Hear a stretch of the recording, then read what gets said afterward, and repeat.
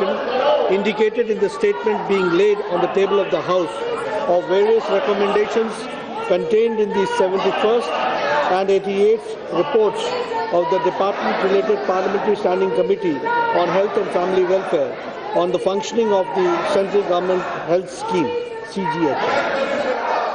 1 minute.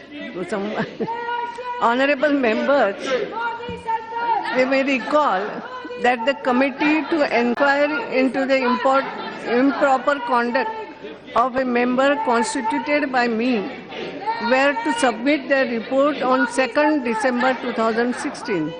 I have since received a request from the Honorable Chairperson of the Inquiry Committee requesting for further extension of time of 1 week to present their report.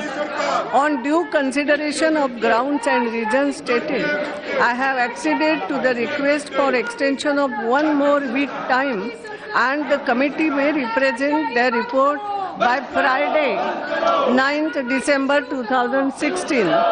As earlier observed by me, in view of the seriousness of the matter, Sri Bhagwant Mann MP is further advised not to attend the sitting of the House until a decision is taken in the matter. Item number 13, Sri Anand Kumar ji. Madam Speaker, with your permission, I rise to announce that government business during the week commencing Monday, the 5th of December 2016, will consist of 1. Consideration of any items of government business carried over from today's order paper. It contains consideration and passing of A. The Maternity Benefit Amendment Bill 2016 as passed by Rajya Sabha. B. The Admiralty, Jurisdiction and Settlement of Maritime Claims Bill 2016. And C. The Mental Health Care Bill 2016 as passed by Rajya Sabha. 2. Consideration and passing of the Surrogacy Regulation Bill 2016. 3. Consideration and passing of the following bills after they are passed by Rajya Sabha. A. The Human Immunodeficiency Virus and Acquired Immune Deficiency Syndrome Prevention and Control Bill 2014. B. The Rights of Persons with Disabilities Bill 2014. 4. Discussion and voting on A. Second supplementary demand for grants general for 2016 and 17. B. Demand for excess grants general for 2013 and 14. 5. Consideration and agreement to the amendments made by Rajya Sabha in any property amendment and validation bill 2016 as passed by Lok Sabha after it is passed by Rajya Sabha to replace an ordinance. Thank you, Madam. Submission by members. Dr. Kirit Solanki ji. Kirit Solanki is not there. Sri Mullapalli Ramchandran ji, submission if you are giving no. Sri Chintaman Malviya ji. मैं अगले सप्ताह की कार्यसूची में निम्नांकित लोक महत्व के विषय को सम्मिलित करने का निवेदन करता हूं। अध्यक्ष महोदय, देश में मुस्लिम आबादी 20 करोड़ से ज्यादा है और कई जिले मुस्लिम बहुल है। इसके अतिरिक्त जो अन्य जो अल्पसंख्यक वर्ग है अपने विशेष महत्व के कारण अपने शैक्षणिक संस्थानों में जो ST SC को कहीं ना आरक्षण देते हैं और ना ही महत्व देते हैं। इसके अतिरिक्त स्पेशल स्टेटस के कारण शिक्षा के अधिकार RT का कानून वो लागू नहीं हो पा रहा है। भाषाई अल्पसंख्यक का प्रश्न भी अलग है।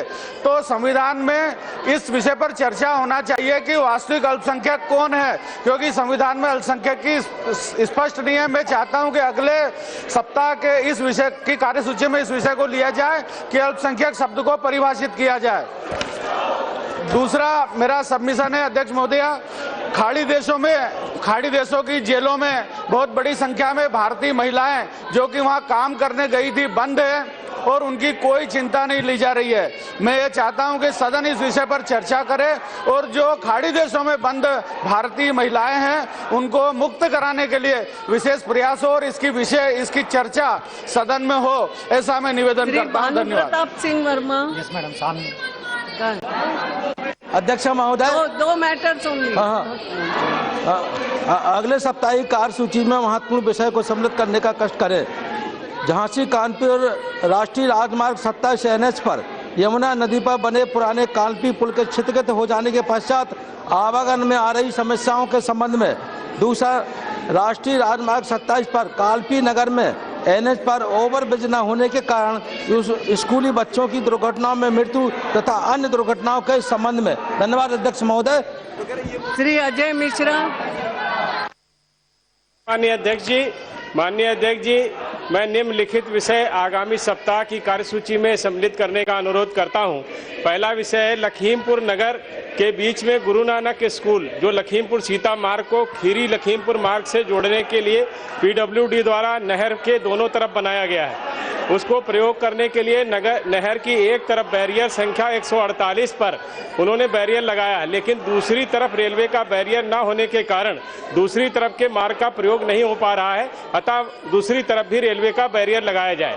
दूसरा प्रस्ताव मेरा है 1 अप्रैल 2005 के बाद नियुक्त शिक्षक व कर्मचारियों की पेंशन जो भारत सरकार द्वारा सन 2005 में समाप्त करने का प्रावधान किया गया है को पुनः शुरू किया जाए और अप्रैल 2005 के बाद नियुक्त सभी शिक्षकों व कर्मचारियों को इसका लाभ दिया जाए।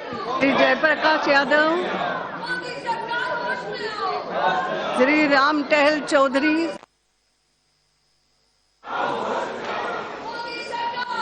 धन्यवाद अध्यक्ष महोदया। अगले सप्ताह की कार्रवाई के दौरान मेरे निम्नलिखित एजेंडे को शामिल करने हेतु अनुमति प्रदान करने की कृपा की जाए।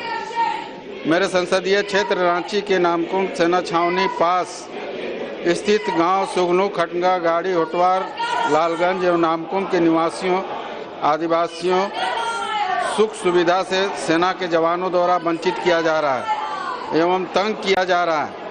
उनका रास्ता रोका जाता है, उनको मंदिर जाने से रोका जाता है, गरीबों को शादी विवाह में खलल डाली जाती है, गांव की सड़कों को बनने नहीं देते, तालाब स्कूल जाने में रुकावट डाली जाती है। इन सब कारणों से उपरोक्त क्षेत्र को नागरिक अधिकारों का उपयोग करने नहीं दिया जा रहा है, जिसके कारण यहाँ के लोग आंदोलित होने के मूड में हैं और कभी भी बड़ा हादसा हो सकता है। इस संबंध में सांसदों का एक टीम को प्रभावित क्षेत्रों का दौरा स्थित पता लगाने के लिए तत्काल भेजने की कार्रवाई की जाए। दूसरा, हो गया मेरे गृह राज्य झारखंड में चांडिल बहुउद्देशीय परियोजना 30 साल से अधिक समय से चल रहा है, परंतु इस योजना से प्रभावित अधिकांश विस्थापित परिवार को मुआवजा, विकास पुस्तिका, आवास एवं रोजगार अभी तक नहीं मिला है, जिसके कारण विस्थापित परिवार लोगों को कई सालों से लगातार परेशानी हो रही है। चांडिल बहुउद्देशीय परियोजना से प्रभावित विस्थापित परिवार को नियमानुसार समुचित मुआवजा, आवास, विकास पुस्तिका, रोजगार एवं सिंचाई सुविधा उपलब्ध कराने का कार्य की जाए। धन्यवाद। धन्यवाद अध्यक्ष महोदय।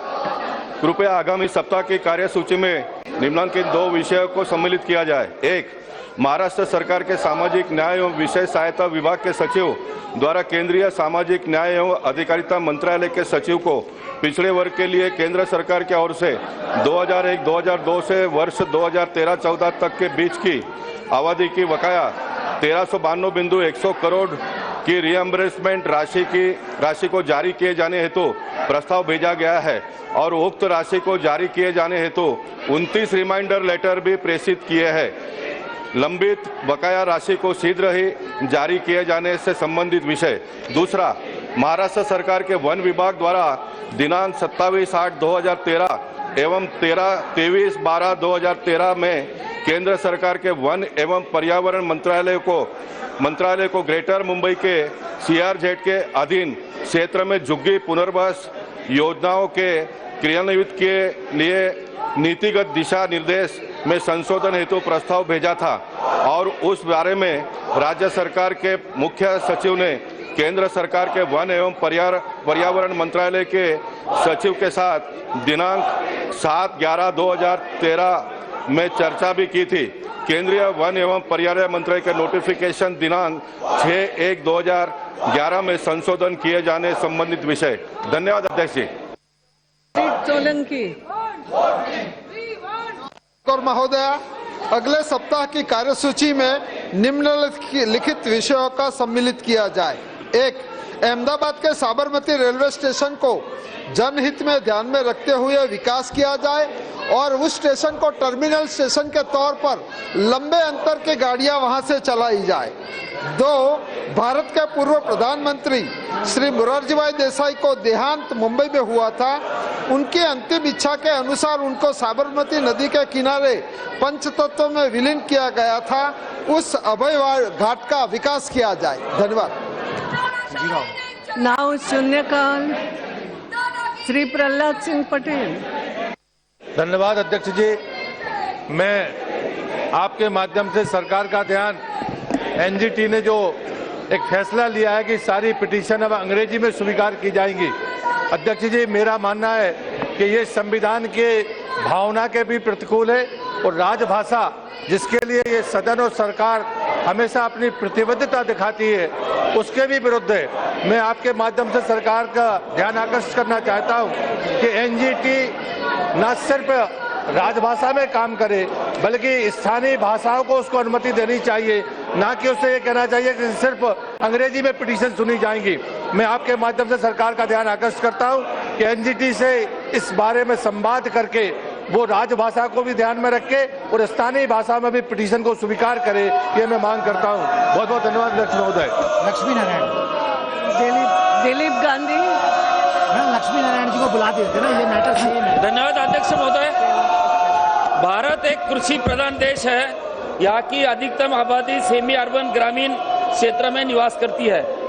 सेमी अर्बन ग्रामीण क्षेत्र के विकास और उत्थान हेतु अब कोऑपरेटिव एक्ट के तहत बैंकों का स्थापना हुई। कई कोऑपरेटिव बैंक का 100 साल से भी ज्यादा अच्छी सेवाएं दे रही है और कई बैंकों में मल्टी स्टेट दर्जा भी हासिल किया है।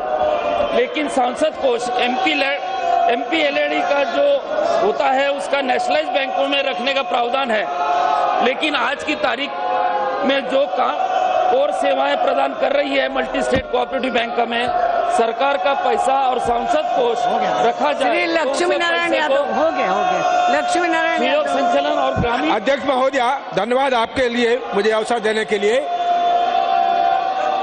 माननीय सदस्य प्रहलाद पटेल जी ने जो प्रश्न उठाया है, मैं उसमें उनकी भावनाओं के साथ अपनी भावनाओं को जोड़ते हुए इसमें अपना सहयोग प्रदान करता हूं। धन्यवाद। सुशील कुमार सिंह, 1 मिनट में बात करो। सुशील कुमार सिंह। के विकास के लिए और वहां कानून व्यवस्था की स्थिति नियंत्रित हो सके, एक मांग करना चाहता हूं। महोदया, मैं कहना चाहता हूं कि देश के नक्सल प्रभावित क्षेत्रों के विकास के लिए केंद्र सरकार के द्वारा एक योजना चलाई गई थी जिसका नाम आईएपी था, इंटीग्रेटेड एक्शन प्लान। बाद में उसी योजना का नाम बदल के एसीए कर दिया गया, एडिशनल असिस्टेंट सेंट्रल असिस्टेंट, जिससे विकास के कार्य होते थे और नक्सल समस्या को कम करने में, नियंत्रित करने में इसमें सहायता मिलती थी। लेकिन वर्तमान में इस योजना को बंद कर दिया गया है। केंद्र सरकार ने राज्य सरकारों को कहा है इन योजनाओं को चलाने के लिए, लेकिन राज्य सरकारों ने ऐसी कोई योजनाएं नहीं चलाई हैं। इस योजना के माध्यम से मेरे संसदीय क्षेत्र का औरंगाबाद और गया जिला दोनों नक्सल से प्रभावित है। मैं आपसे निवेदन करूंगा। बहुत धन्यवाद मैडम। बंद हो गया। मैडम, आपने मुझे दिल्ली के गंभीर समस्या, सेंसिटिव मुद्दा, दिल्ली के अंदर मैडम बच्चे स्कूल जाते हैं, सुबह 6:30 बजे बिजली काट दी जाती है, बच्चों को माँ बाप स्कूल नहीं भेज पाते, पानी 4 दिन आता नहीं है। आज मैं बगैर नहाए हाउस में आया हूँ मैडम, पानी की व्यवस्था नहीं है दिल्ली में। और दिल्ली का नटवर लाल मुख्यमंत्री पंजाब में अपना टाइम खराब कर रहा है। वो यहाँ पर नोटबंदी के खिलाफ नोटंकी कर रहा है, लेकिन दिल्ली में पीने का पानी नहीं है। ये मैं आपके मक्खों की दिल्ली एनसीआर है और सड़कों पर गड्ढे हैं। कल मैं आपके माध्यम से सरकार इंटरफेरेंस करे। जो दिल्ली का मुख्यमंत्री है वो नॉन प्लेइंग कैप्टन है, उसके पास विभाग कोई है नहीं टीम के अंदर और वो मुख्यमंत्री बना हुआ है। दिल्ली की जनता भुगत रही है। मेरा निवेदन है, अगर सांसद के इलाके में पानी नहीं है तो अंदाजा लगाए गरीब लोग, सर्दी के मौसम में पानी नहीं है तो गर्मियों में क्या दिल्ली का होगा। इसके आपके माध्यम से मैं बात उठाना चाहता हूँ। आपका बहुत बहुत धन्यवाद। Yes, Tota Narasimhan ji. Yes. Thank you, madam. In our East Godavari district of Andhra Pradesh, madam, ONGC pipelines have been running through 123 villages, madam. Number of gas leakages incidents, including blowouts, took place in these villages, causing irreparable loss to the men and material, madam. In the absence of productivity mechanism and timely maintenance of these pipelines, causing untoward incidents and leading to casualties in large number in these villages, madam. Even though dehydration units are established, the maintenance is so poor. A small human error costs in lives of the people, madam. Hence, I request the Honorable Minister for Oil and Natural Gas to instruct the officers of ONGC, East Godavari, to be attentive always towards maintenance and install the best-in-class equipment and roll out untoward incidents in future, madam. Thank you, madam. Alok Sanjar जी। अध्यक्ष महोदय, मैं भोपाल से आता हूं और उस gas त्रासदी के दर्शन मैंने करे हैं, उस पीड़ा को मैंने भी भोगा है। आज हम सबने श्रद्धांजलि भी दी है, लेकिन आज भी जो वहां पर नए बच्चे जन्म ले रहे हैं वो बीमारियों से ग्रसित हैं और पुराने जो लोग हैं वो भी आज पीड़ा को भोग रहे हैं। मैं आज आपके माध्यम से कहना चाहता हूं कि अभी पिछले दिनों आदरणीय मुख्यमंत्री जी के निर्देशानुसार हमारे गैस राज्य मंत्री ने वहां दौरा किया था और वहां भी आज उस स्थान पर अभी जहरीला कचरा उपस्थित है, उसके निष्पादन की कार्रवाई शीघ्र हो। साथ ही मेरा आग्रह है कि भोपाल मेमोरियल अस्पताल जो कि गैस पीड़ितों के लिए बनाया गया था, उसकी आज बहुत दुर्दशा है, उस दुर्दशा से उसको बाहर निकालने के लिए मैं सदन से आग्रह करता हूं। साथ ही मैं आग्रह करता हूं जो रिक्त भूमि है जहां पर एक स्मारक बनाया जाए और शेष भूमि पर वहां के जो गैस पीड़ित लोग हैं उनके परिवारों के लिए रोजगार की व्यवस्था की जाए। धन्यवाद। डॉक्टर सत्यपाल सिंह नहीं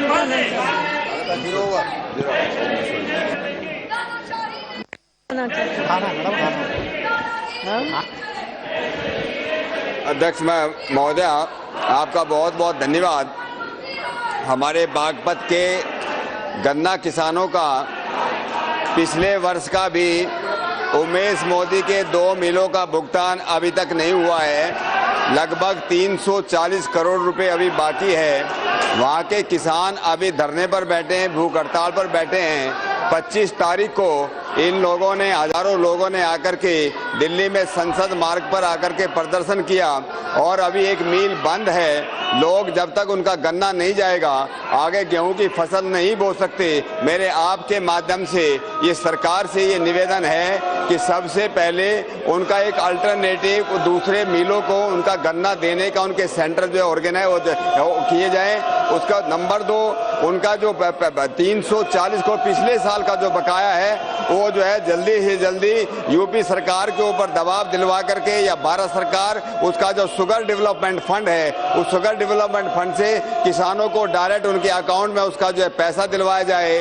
और नंबर 3, भारत सरकार का एक आदेश है 1966 का, उसको कहते हैं हम शुगर कंट्रोल केन कंट्रोल ऑर्डर 1966, कि किसानों का बनने का पेमेंट अगर 14 दिन के अंदर भारत सरकार नहीं करती है या मिल मालिक नहीं करते हैं उस पर 15% ब्याज दिया जाए। लेकिन यूपी सरकार ने मिल मालिकों ने जो बैंकों से जो ऋण लिया था, जो कर्ज लिया था, उनका जो ऋण उनका तो ब्याज माफ कर दिया और लेकिन किसानों को ब्याज नहीं दिया जाए। ये एक दुर्भाग्यपूर्ण निर्णय जो है ये यूपी सरकार ने लिया है और इसका भारत सरकार इसका वो करे।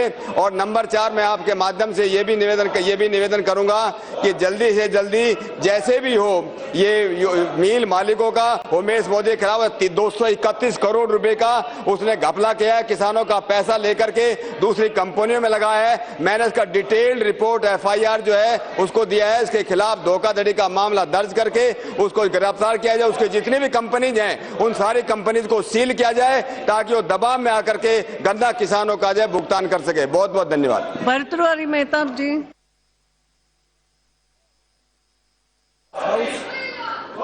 A very important issue, a massive debit card fraud of major Indian banks such as HDFC Bank, ICICI Bank, Yes Bank, Axis Bank and State Bank of India has been reported that the biggest ever financial data breaches in India with several victims who have reported unauthorized transaction originated in China and also in the United States in such frauds.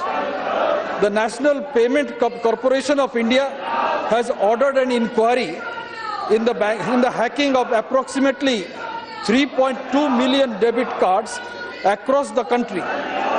However, the hacking of debit cards in such a large scale has brought the government and the banking security measures into question. Madam, I would also mention here the breach is said to have originated in malware introduced in system by Hitachi Payment Services, allowing them to steal funds. Hitachi, which provides ATM, point of sale and other services. Paytm also. Forensic audit has now been ordered by Payment Council of India on Indian banks servers and system to detect the origin of frauds that might have hit the customer's account. But whatever is being said today is being said that around 10 crores of money has been siphoned off. But the amount, this is only pertaining to the allegation or that has been reported by the customers. It may be much more which has not been reported yet. But here lies the problem that our security mechanism in banking system has been hacked, money has been transferred. This gives a very serious turn to the cashless mechanism that we are going to have. Unless our system is surrounded by a firewall, then we cannot protect our system. A forensic audit is being conducted, madam, but I would like to understand from the government, let the government come back to this house with full report relating to the forensic audit and what steps the NPCI has taken in this regard. ज्योति दुर्वे जी। धन्यवाद अध्यक्ष महोदय जी। मैं आज एक महत्वपूर्ण विषय आपके माध्यम से उठाना चाहती हूँ। इस देश के प्रधानमंत्री जी ने किसानों के हित में अनेक बड़े फैसले किए हैं, जैसे कि फसल बीमा योजना। निश्चित ही मेरा संसदीय क्षेत्र जो किसान बहुल है, आज वहाँ किसानों के पास में बैतूल का काफ़ी बड़ा वन क्षेत्र है और किसानों के पास में स्वदेशी नस्ल की गायें हैं, जिससे दूध का उत्पादन इस क्षेत्र में अच्छा हो रहा है। साथ ही कृषक खेतों की उर्वरक शक्ति को गोबर खाद के माध्यम से उसका भरपूर उपयोग भी कर रहे हैं। इस क्षेत्र में वन परिक्षेत्र बहुत बड़ा है, जिससे भरपूर मात्रा में हरा चारा भी कृषकों को उपलब्ध हो जाता है। इस जिले के अंतर्गत मैं आपके माध्यम से भारत सरकार से ये मांग करती हूँ कि राष्ट्रीय कामधेनु प्रजनन केंद्र NKBC की स्थापना की जाए, ताकि इस क्षेत्र के पशुओं को देसी नस्ल में व सुधार संरक्षण में कृषकों को सुविधा प्राप्त होगी। केंद्र स्थापना हेतु जिले में पर्याप्त भूमि उपलब्ध है। अतः माननीय महोदय जी, मैं यही आपके माध्यम से अनुरोध करती हूं कि बैतूल जिला, हरदा जिला और जो हरसूद है, यहां राष्ट्रीय कामधेनु प्रजनन केंद्र NKBC जी स्थापित करने का कष्ट करें, ताकि इस क्षेत्र के कृषकों को इस प्रोजेक्ट का लाभ प्राप्त हो सके। बहुत बहुत धन्यवाद। भैरव प्रसाद मिश्रा। धन्यवाद अध्यक्ष जी। मेरे संसदीय क्षेत्र के अंतर्गत बांदा एवं चित्रकूट जनपद सहित पूरे बुंदेलखंड में अवैध खनन बड़ी मात्रा में हो रहा है। रोज हजारों ट्रक बालू नदियों से निकाली जा रही है। फलस्वरूप नदियों की धारा बदल गई है, जिससे सभी सिंचाई परियोजनाएं प्रभावित हो गई हैं। ओवरलोड अवैध वाहन से सभी सड़कें ग्रामीण क्षेत्र की नष्ट हो गई हैं। प्रतिदिन करोड़ों रुपए के राजस्व एवं रॉयल्टी का नुकसान हो रहा है। स्थानीय प्रशासन खनन माफियाओं के दबाव में मूक दर्शक बना इस अवैध कार्य में सहयोग कर रहा है। माननीय, हालत बहुत ही गंभीर है। अस्तु आपके माध्यम से सरकार से अनुरोध है कि इस अवैध खनन पर अंकुश लगाने के पर्याप्त उपाय यथाशीघ्र करने की कृपा करें। सतीश दुबे जी, यस। मैं आपके ध्यान पनियावा से तमकुही रेल लाइन मार्ग पर देना चाहता हूं, जो 2007 में तत्कालीन रेल मंत्री लालू प्रसाद यादव ने शिलान्यास करके काम का योजना का शुरुआत किया था। और रेल मंत्री लालू यादव विगत 9 वर्ष बीत जाने के बावजूद भी पिछले साल जब मोदी जी के नेतृत्व में 2014 में भारतीय जनता पार्टी की सरकार बनी तो 5 करोड़ रुपया दिया गया और पिछले सत्र में 2016-17 में 20 करोड़ रुपया दिया गया है, लेकिन अभी तक उस कार्य में कोई प्रगति नहीं है। मैं आपके द्वारा सदन से मांग करता हूं कि इस काम को यथाशीघ्र चालू करवाया जाए। और मध्य रेलवे में पड़ता है, जिस कमेटी का मेंबर हम नहीं है। अध्यक्ष जी बहुत इंपॉर्टेंट है, 1 मिनट सुन लिया जाए। अध्यक्ष जी 1 मिनट सुन लिया जाए, बहुत इंपॉर्टेंट। धन्यवाद। सुनील जी 1 मिनट कंप्लीट करो जल्दी। उस जोन कमेटी के मेंबर नहीं है हमको कुछ भी पता नहीं चलता उस कार्य योजना का, जबकि रेलवे लाइन मेरे कंस्टिट्यूएंसी होके जाता है। मैं आपसे आग्रह करता हूं कि इसकी पूर्ण जानकारी मुझे मिलनी चाहिए और कार्य में प्रगति होनी चाहिए, उस कमेटी का मेंबर भी होना चाहिए। सुनील जी। धन्यवाद माननीय अध्यक्ष महोदया। मैं आपके माध्यम से बहुत ही महत्वपूर्ण विषय की ओर सरकार का ध्यान आकर्षित करना चाहता हूं। तथागत भगवान गौतम बुद्ध ने अपना ज्ञान पाली भाषा में दिया है। हमारे देश में औरंगाबाद मराठवाड़ा में अजंता केव्स के पास अंतर्राष्ट्रीय पाली यूनिवर्सिटी का निर्माण करने की मैं मांग करता हूं। देश विदेश के छात्र पाली भाषा का ज्ञान लेने के लिए हमारे देश में आते हैं। एक स्वतंत्र पाली यूनिवर्सिटी की स्थापना केंद्र सरकार करे, यह अनुरोध आपके माध्यम से सरकार को करता हूं। और औरंगाबाद में डॉक्टर बाबा साहब अम्बेडकर यूनिवर्सिटी को सेंट्रल यूनिवर्सिटी में परिवर्तित करने की मांग। Speaker ma'am, tomorrow is World Disability Day. We are entering the 10th year of UN Convention on Rights of People with Special Ability. We have our own 21st year of Disability Act since 1995. But in our country, we've not got a single vocational training institute dedicated to the skill training of people with special abilities. While we give reservations and give some opportunity, but the modules, the special educator and special teachers are not available for their skilling, and because of that, when they compete in the job market, they are not able to compete completely, though they get certificates, but their skilling is not enough. The second aspect is our special people with special abilities have won 2 gold medals, 1 silver and 1 bronze in Paralympics, but we have not one single sports center dedicated to people with special abilities. So everything which is available to them, they have achieved on their own courage and because of their own grit. But so far as facilities and government mechanism is concerned, there is nothing much. And another aspect, one more line. While the areas are managed by district magistrate and IAS officers, the academy teaches them close to 400 acts, but in their curriculum, Disability Act is not even taught. So my request through you is that government should pay attention to these 3 basic subjects. Kunwar Pushpendra Singh ji 1 minute only. धन्यवाद अध्यक्ष महोदया। आपने बुंदेलखंड के विशेष महत्व पर बोलने का अवसर प्रदान किया।